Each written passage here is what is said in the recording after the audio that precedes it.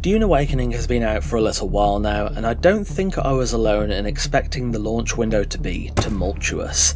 A survival MMO with over 1 million wishlists, a complex server structure and a critical mass building behind it as it hurtled towards release. I think most likely expected the launch itself to be messy, but it wasn't? Let's talk about it. The stakes for the release of Dune Awakening were high. As an online-only game, a bad release would have been a disaster.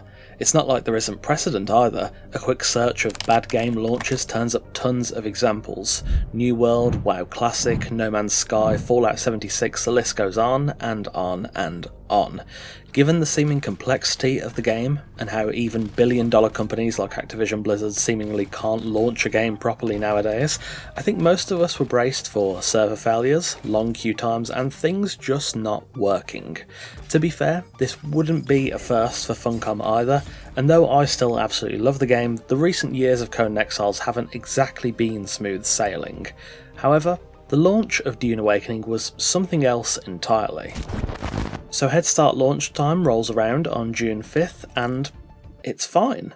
There is initially a huge influx of players, but Funcom quickly spun up some more servers to accommodate them, locking some high population worlds to better spread out the incoming population to the new servers.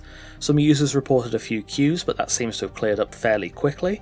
There was a known issue for freezing and crashing on Head Start day tied to an Nvidia driver issue, but the game did throw up a notification to update your drivers through the Nvidia hotfix utility, and gave instructions on how to do it, which made the whole process rather easy. I updated mine just to be safe, and to be fair, it was probably less than 5 minutes in total.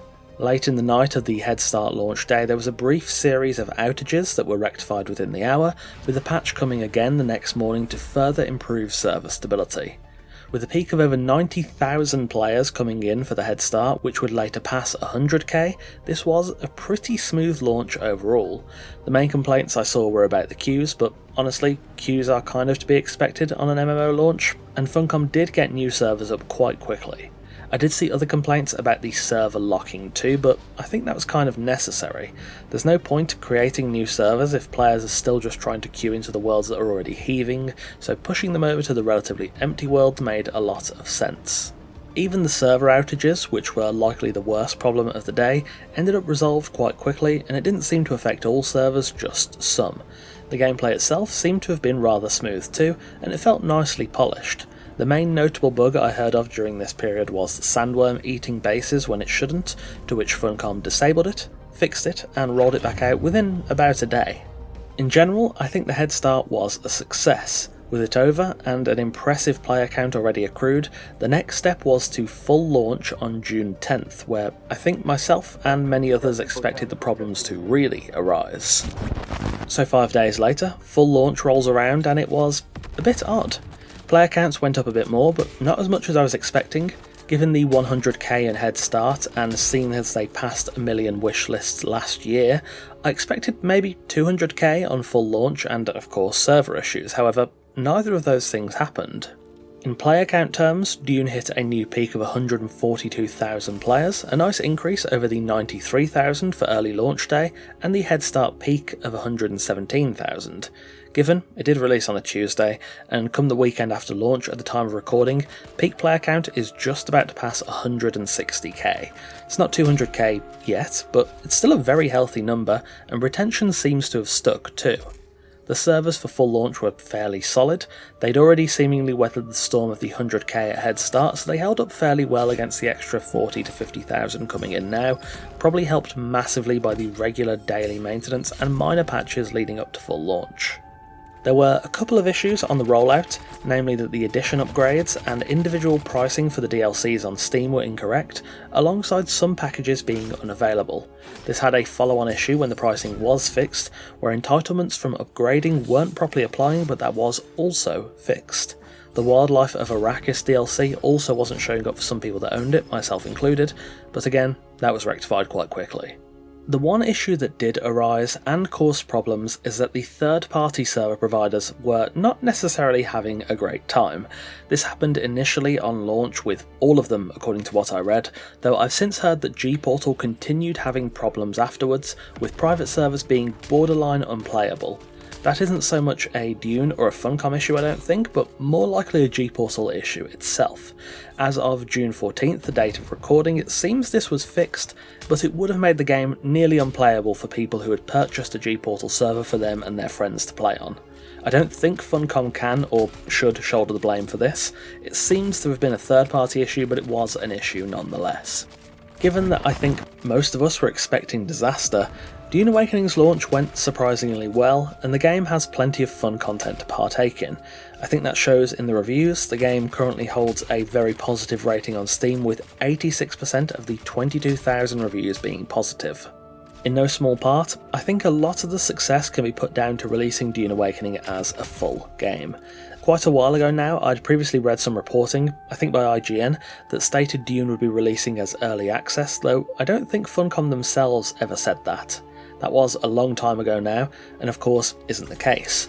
Had the game come out in early access with not as much content, I don't think Dune would currently be seeing the good reviews it has, and especially the player retention.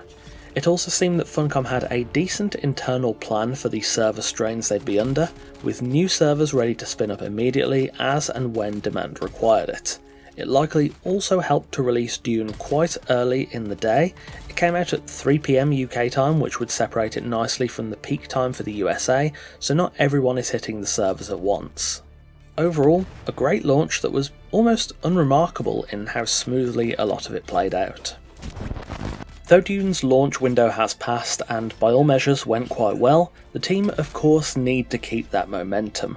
Right now most people are likely progressing through the major PvE section of the game, but when they reach the PvP or PvE endgames, will Dune Awakening retain them as well as it has so far? Even if it does, the Landsrad and Deep Desert can only really carry that for so long. We know Funcom have a ton of content in mind for their 10-year plan for Dune Awakening, but right now the only things we are certain of are the DLCs included in the Season Pass. One thing I think Funcom could do, not right now but soon-ish, would be to release a roadmap with a plan of what's coming when. We know the rough releases for the DLCs of course, but the team have also promised major free updates with quality of life features, new story content and so on. Getting a clear layout of roughly when these updates are coming, alongside the premium DLCs, would do well to give players something to look forward to as they get past the majority of Dune's content, but also give them a taste of what to expect and get excited for. Though launch has undoubtedly gone well, the real test is going to be keeping it going and building on what is already a strong foundation.